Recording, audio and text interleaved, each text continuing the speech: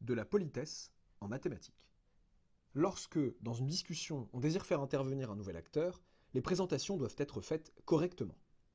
En mathématiques, comme dans la vie de tous les jours, la courtoisie compte.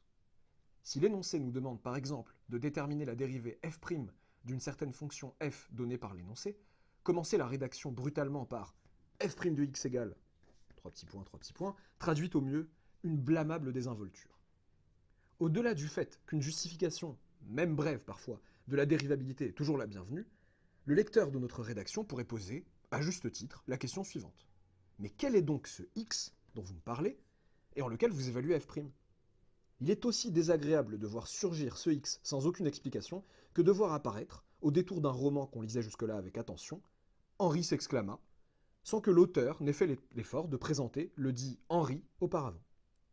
D'où l'utilité de placer un petit, quel que soit x appartenant à R, ou pour tout x appartenant à R, f' de x égale, si bien sûr la dérivée est définie sur R, juste avant le calcul.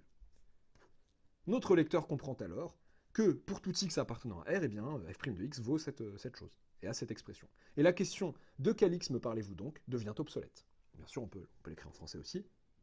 Pour tout réel x, à f' de x. De même, si l'on veut exprimer l'idée que 3, que le réel 3, a un antécédent par la fonction f, se contenter d'écrire f de x égale 3 nous attirerait les foudres de ce lecteur attentif. Encore une fois, qui est ce x?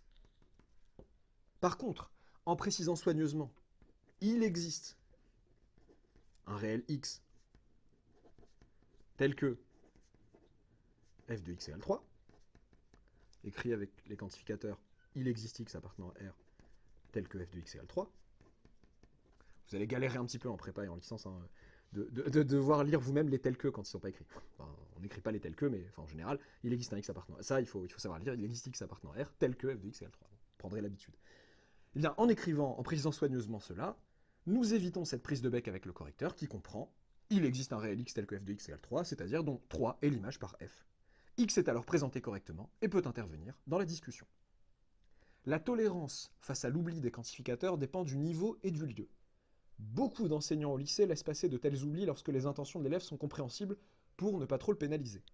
Mais c'est avec une salve de traits rouges rageurs que l'étudiant nonchalant voit ses oublis accueillis en prépa ou en licence scientifique. Autant se préparer à la rigueur le plus tôt possible. Se préparer à la rigueur, c'est un peu moche comme liaison, mais c'est pas grave. Voilà, donc voilà, vous trouverez en lien en description de la vidéo l'article, mon article, c'est quand même le mien, que je me suis contenté de lire pour faire cette vidéo. N'hésitez pas, si vous avez aimé cette vidéo, à l'aimer. Voilà, zut, j'en perds mes mots. Non, ce n'est pas un... Ce n'est pas un... Oula, j'ai perdu un mot très important en mathématiques. Non, ce n'est pas une tautologie, c'est l'aimer au sens pratique du terme. Et n'hésitez pas à la partager, à vous abonner à la chaîne si ce n'est pas déjà fait. Et à bientôt pour une nouvelle vidéo.